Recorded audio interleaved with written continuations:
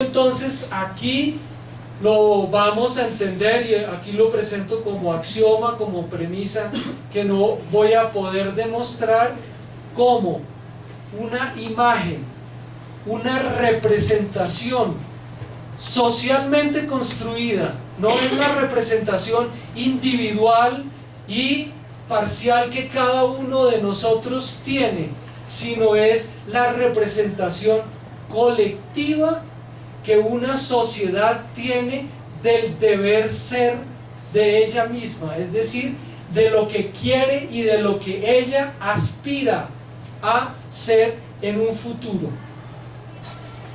Esa es, digamos, la definición y la sustancia de la idea del desarrollo. Y esa idea del desarrollo se persigue a través de medios que, como les digo, ponen en movimiento las dimensiones ética, política y cognitiva de la sociedad y de la vida humana. Y eso,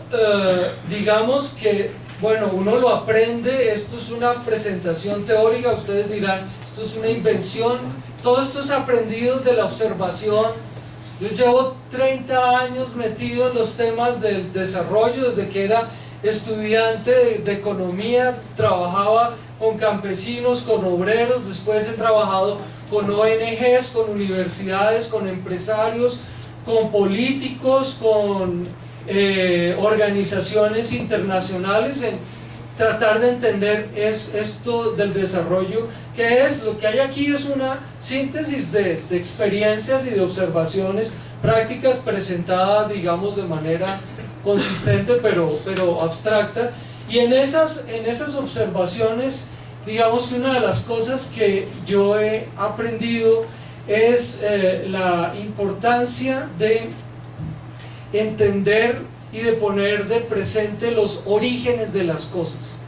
el surgimiento y la emergencia de las preguntas que nos hacemos o de las prácticas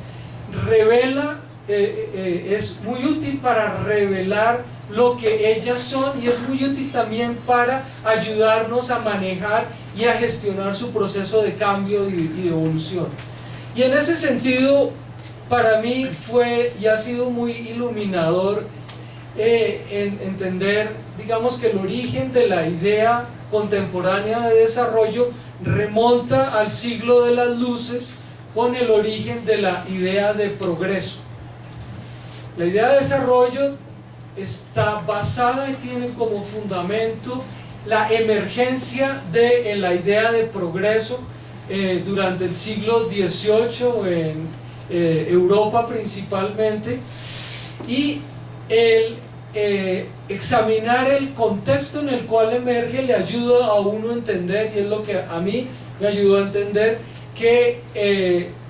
esta idea compromete no solamente la manera como nosotros racionalmente entendemos el funcionamiento de la sociedad, sino también los valores y las formas de organización a través de las cuales respondemos a la construcción de esas ideas de deber ser. Hay tres grandes momentos de la idea de desarrollo que tienen que ver con su emergencia, con la idea de progreso, que pone en el centro al ser humano como constructor de su futuro,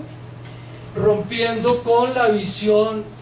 cristiana del medioevo, en donde el ser humano no es el centro, sino lo es Dios. Aquí hay una visión en donde uno de los fundamentos y de los pilares de la idea moderna de desarrollo es que el ser humano es el centro del universo, y además de ser el centro del universo, se dota a través de la ciencia y de la técnica de una capacidad de dominio de la naturaleza sobre la cual se siente autorizado a ejercer. Esos pilares evolucionan a lo largo de la historia y dan lugar a la emergencia de la idea contemporánea de desarrollo, que se da a mediados del siglo XX posteriormente a la guerra, a la finalización de la Segunda Guerra Mundial, y de manera concomitante o simultánea a la construcción de toda la arquitectura institucional que da lugar a la creación de las Naciones Unidas, del Banco Mundial y del Fondo Monetario Internacional, que son las instituciones políticas formales que regulan las relaciones entre las naciones desde ese momento hasta ahora. Y ese nacimiento, digamos que se da con la promulgación de la Carta de los Derechos Universales, en donde se plantean los derechos a la vida, a la libertad de pensamiento, de movimiento, a la libertad de organización, al derecho a la ciudadanía, al derecho a la equidad, al derecho a la justicia, al respeto por la diferencia, etcétera, etcétera. Esa carta es una declaración universal de un deseo. No es una realidad objetiva, es un deseo que la humanidad, a través de distintos mecanismos, y que puede ser aceptable en algunos aspectos, discutible en otros, pero representa una imagen, una representación colectiva, porque es fruto de discusiones, de debates, de deliberaciones, de lo que son y lo que la sociedad contemporánea establece como sus valores colectivos. Obviamente que eso se puede discutir mucho, y especialmente podríamos discutirlo y deberíamos discutirlo, pero acá seguramente no tenemos el tiempo en un contexto como el actual, en donde, por ejemplo, se habla del conflicto Oriente-Occidente y el choque de civilizaciones, que pone muy de presente el tema de si esto es una visión occidental de la ética y de los valores, o si es una visión realmente universal. Eso hace parte del debate y es totalmente legítimo, pero yo por ahora tomo como fundamento y como aceptación ese postulado y ese planteamiento. Esa teoría del desarrollo tiene, como lo dice Arturo Escobar muy bien, el antropólogo colombiano, que ha elaborado investigaciones muy interesantes sobre el tema, genera con la construcción de esta arquitectura institucional toda una profesionalización, digamos, genera un discurso del desarrollo, pero además una profesionalización del desarrollo en cabeza de los planificadores y de los economistas, y además una institucionalidad para el desarrollo, parte de la cual está el Banco Mundial, los bancos del desarrollo de cobertura continental como el BID, por ejemplo, el Fondo Monetario Internacional, y a nivel nacional también la institucionalidad que se crea para el desarrollo, digamos, para la promoción del desarrollo. Esa idea tiene vigencia y tiene una fuerza indiscutible durante unas 3 décadas, digamos, entre los años 45 y finales de los años 70, pero claramente entra en crisis y es sustituida, y ahí me atrevo a plantearlo como una hipótesis de trabajo también discutible, es sustituida por la idea de competitividad, una idea que reemplaza en términos de el lugar que ocupó la idea de desarrollo, la manera, el discurso, la institucionalidad y la representación, digamos, de cómo, hacia dónde llegar y cómo construir ese deber ser social. ¿Por qué no es lo mismo competitividad que desarrollo? Porque el desarrollo en su práctica durante 30-35 años partió de la idea de que desarrollo y riqueza eran lo mismo, pero fue comprendiendo en el camino que no lo eran. y que a la riqueza como indicador del desarrollo había que agregarle sustentabilidad, justicia social, equidad, pluralidad,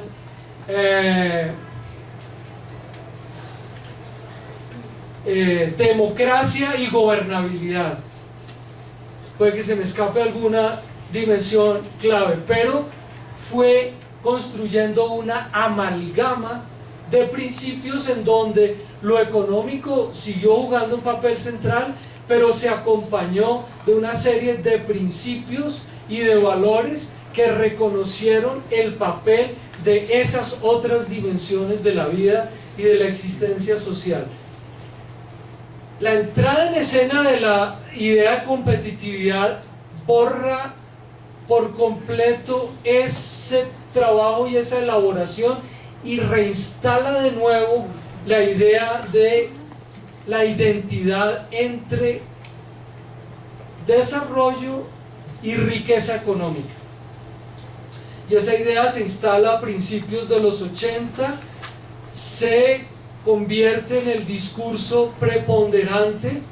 pero en la medida en que la práctica política institucional de esa idea lo va requiriendo, esa misma idea se va contaminando, se va pervirtiendo entre comillas, y empieza de nuevo a hacer lo mismo que se hizo con la idea de desarrollo 30 o 40 años antes, a introducirle el tema del bienestar, de la equidad, de la sustentabilidad, de la gobernabilidad. Y hoy en día tenemos la versión más acabada de la teoría de la competitividad, que está formulada por el Foro Económico Mundial, que tiene incluso todo un planteamiento teórico del crecimiento económico, en donde todos estos elementos están amalgamados. Después de 30 años, la idea de competitividad ha devenido de nuevo en desarrollo, pero es una idea que reconoce, o que digamos reconoce de manera implícita, que desarrollo y crecimiento económico no son lo mismo. La competitividad es una expresión y un reconocimiento vergonzante de la idea del desarrollo. Vergonzante en la medida en que no lo hace explícitamente. 30 años después, entonces, llegamos al punto de origen, pero llegamos además con un aporte y con una serie de aportes muy importantes en la búsqueda de lo que yo aquí en el texto llamo paradigmas sumergidos de la idea de desarrollo. Esos paradigmas para mí son búsquedas como las que se hicieron a mediados de los 80 a través del concepto de desarrollo a escala humana, en donde estuvieron autores como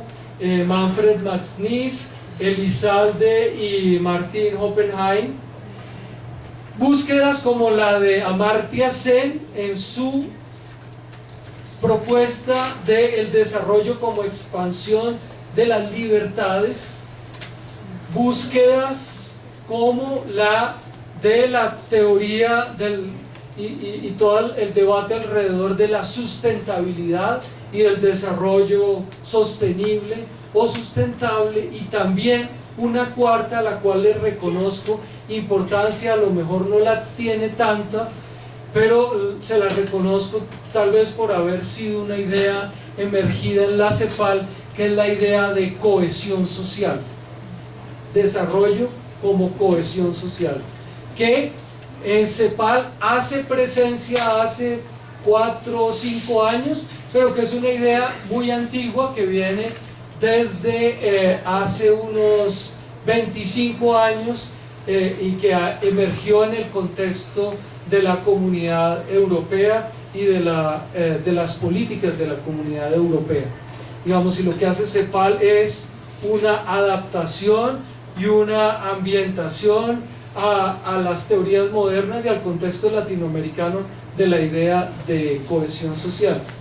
Pero estas ideas además, que hacen parte de lo que yo llamo los paradigmas sumergidos. ¿Por qué los llamo así? Eso es acudiendo a la teoría de las revoluciones científicas de Kuhn, que plantea que las ideas científicas evolucionan alrededor del planteamiento de paradigmas, y los paradigmas son no solamente verdades científicas, sino son hechos sociales.